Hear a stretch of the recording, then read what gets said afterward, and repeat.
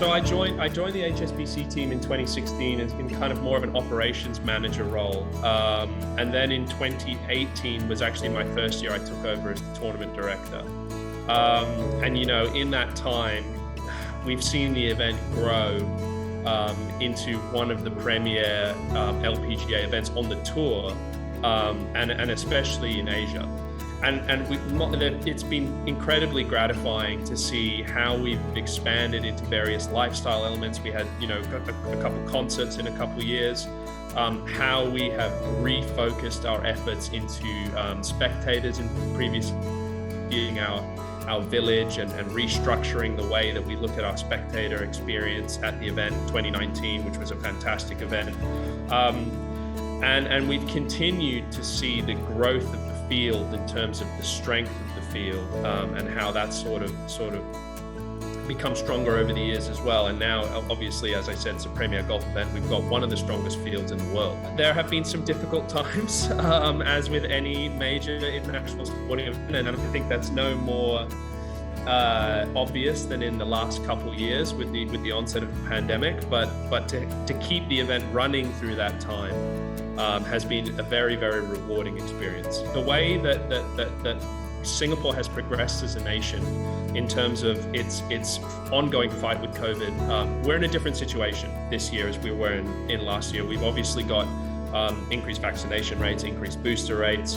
I think we know a lot more about the virus as well, in terms of how it acts and how it responds. Last year, we were organizing this event at the height of the pandemic, really. And thus we had some fairly stringent protocols in place. This year we have still a lot of protocols in place. You know, our number one priority in organizing these events is the health and safety of all those involved, not just the participants, but all the staff, you know, everyone who's involved in these events. So we do still have a lot of stringent protocols in place. But what's been great is because of the opening of things like the VTL travel schemes and things like that, we've been able to move away from controlled itineraries and strictly controlled bubbles. That's an interesting question. I think every player is different.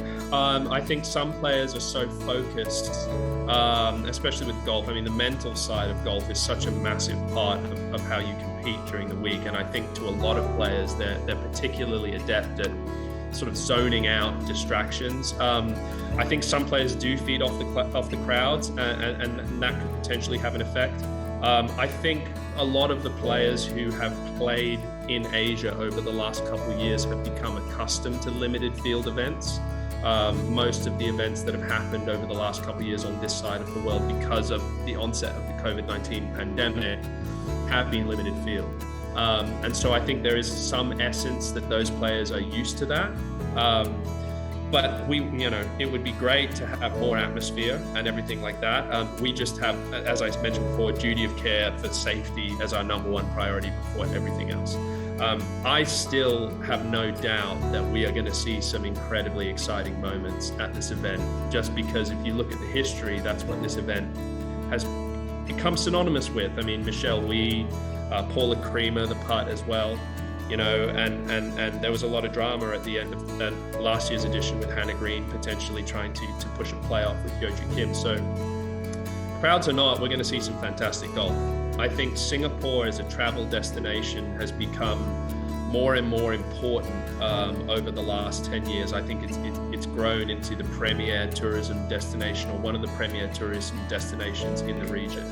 If you look at the LPGA, there are a lot of players in the top 10, in the top 20 who are Asian based. You've got a lot of South Koreans in the top 10, and so they have an affiliation with Asia.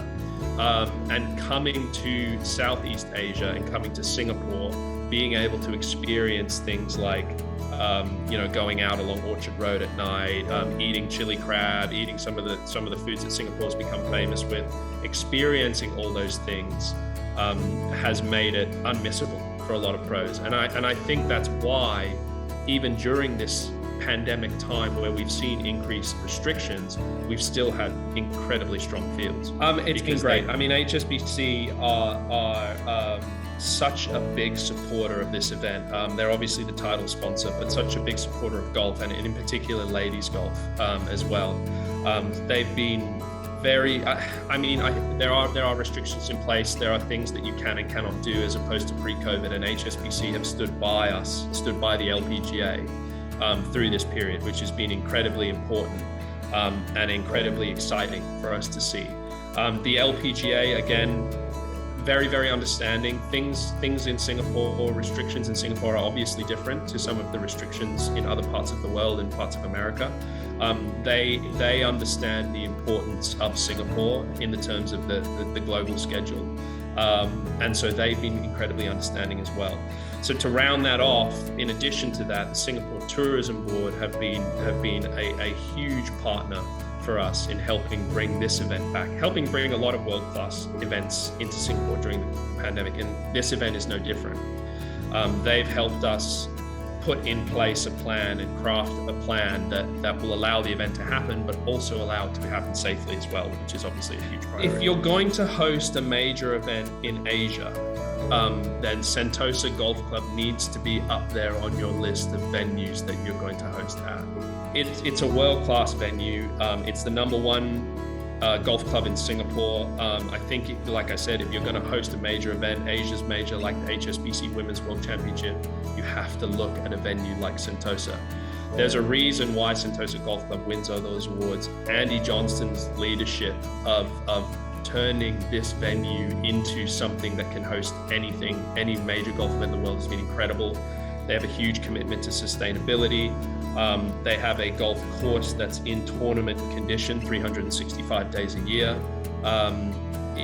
It's unbelievable, the technological advancements that they've made in order to produce the course the way they have, not just in sustainability, but also in the efficiency of what they do, is world-class.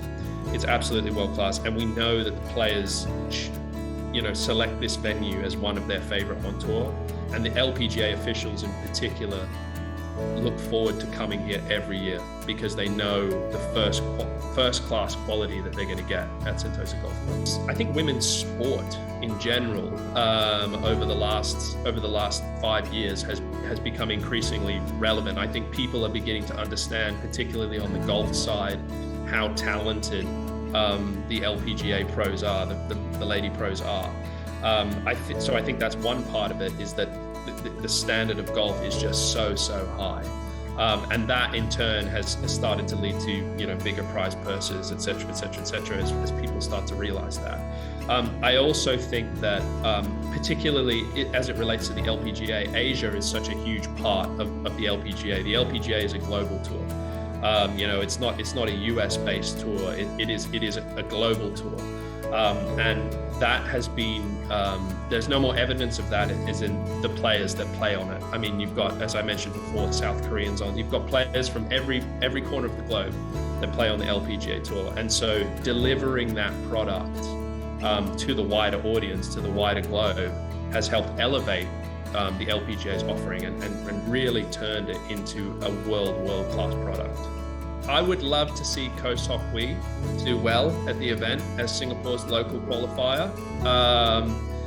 I think that Danielle Kang is an interesting choice as well. She's come very close to winning it before in the year that Michelle won it. She was unlucky in the last couple of stretches. She's been playing fantastically well at the start of the season, and she knows the course well. She likes the course well. I think the winning score is going to be something like 15 under, 14 under. I think Hyoju won it last year at 17 under, if I'm not mistaken. But I think this year, with the fairways running a little bit firmer and the greens being the way they are, I think we may see it playing a little bit more difficult than 17 under last year. Of course, now that I've said that, the winner will go out there and win it at 25 under or something like that, and I'll be completely off.